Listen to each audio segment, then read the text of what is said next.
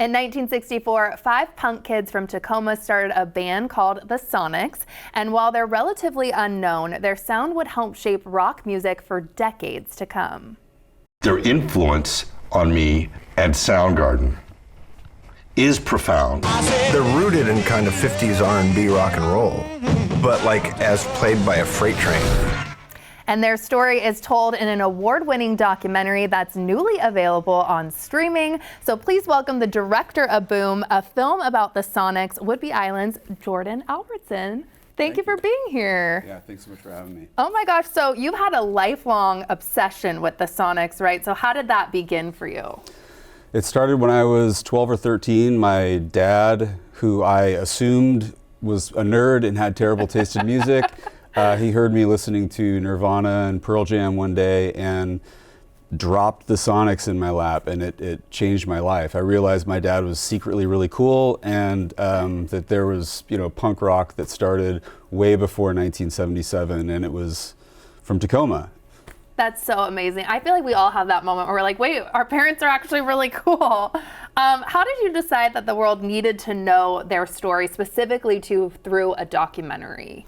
Well, I'm a filmmaker, so I'm always looking for stories that I feel need to be told, and when the band reunited in 2008 and played that first show at the Paramount Theater in Seattle, I was there with my dad, and it was in the middle of the show. I just sat there and I was thinking, I'm going to make a film about the Sonics, and I just sort of started at that moment, and here we are today, 16 years later, and it finally happened. Yeah, not a quick process. And so talk about the journey you went on from that initial idea to now completing it. Sure. So it was a very long journey. Like I said, I basically started that night and reached out to the band's management, who happened to be this guy, Buck Ormsby. And Buck was the guy who produced the original 2 Sonics records. He started Etiquette Records. He was the bass player from the Wailers. So Buck was this, Northwest music icon, like total legend. And him and I got together and had coffee, and he thought I was this insane person because I was so enthusiastic about trying to make this movie. We kind of agreed to go forward. So I spent about 7 years attempting to get financing for the movie, and it just kept falling apart. Nothing was coming together, but Buck and I, constantly were talking about it, and it was this thing that we just felt that needed to be made, But at the time, I lived in LA with my girlfriend, now wife, Sasha, and everything fell apart, and we were so broke that I was starting to feel like I had to maybe move out of the city because we couldn't afford to live there. And Buck passed away around that time. And Buck was also my connection to the band and my connection to all the rock stars that we needed for the film. So when he passed away, it was like, that was the end of the film. My career was dead, and I kind of gave up on everything at that point. And my wife and I moved out to Montana. And that was like the death of all of it. And then one day, Mike McCready and his wife and Ashley and their family walked in, and being a kid from the Northwest, I recognized Mike from behind. I had posters of Pearl Jam on my wall when I was a kid growing up, and so when he walked in, I just kind of assaulted him with this pitch. I was like, "I've been trying to make this movie about the Sonics." Help me! and he was so amazing. He said, "I'm in." Wow. And he said, who else do you need? He pulled out his phone and right then and there, texted Nancy Wilson, and he basically validated everything that I had been trying to do for that whole period of time. And even though we still didn't have financing at that point, I had this fire in me to do it anyway. And that encounter really did probably saved my life and definitely changed the course of everything. And so with him just saying, "I'll be in your movie," all of a sudden, all the other rock stars that had been ignoring me started emailing me back. I know. Who are some of the rock stars? We've got, Mark Arm, Chris Ballou, Kim Thales in the film, Nancy Wilson, which is like a god to me. It was so amazing to have her involvement.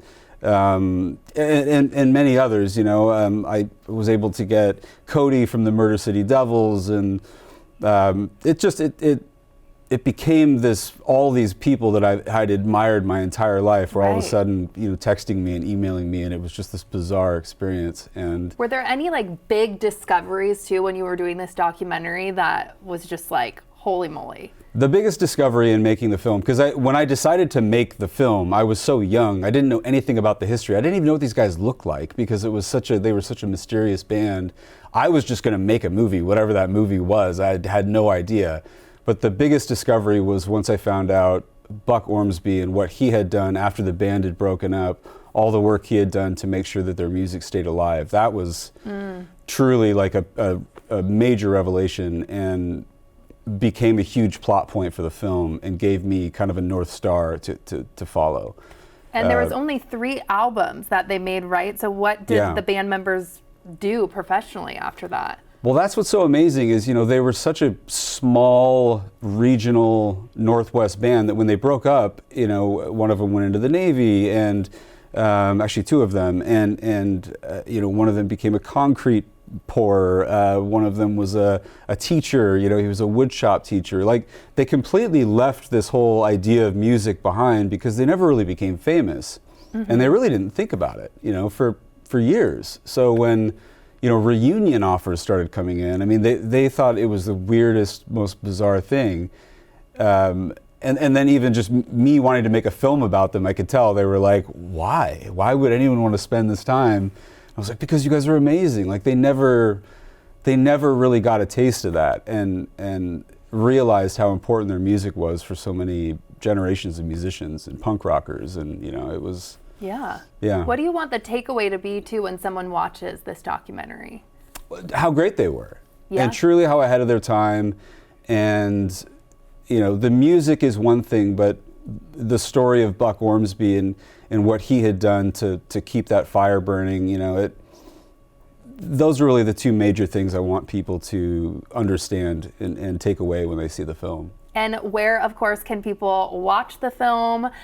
Because this, just your passion, you can feel it, and it's really inspiring. Thank you. Right now it is out. It's on VOD and digital. You can rent or purchase it on Amazon and iTunes right now. And I got to tell you, it is crazy to me that that's a thing that happened. Because for 16 years making this movie, it was basically just this tiny little thing, and now it's available to the world, and it means so much to me. I'm so happy that it's out there. We are too. Thank you so much for being here today. We really appreciate it. Yeah, thank you so much for having me.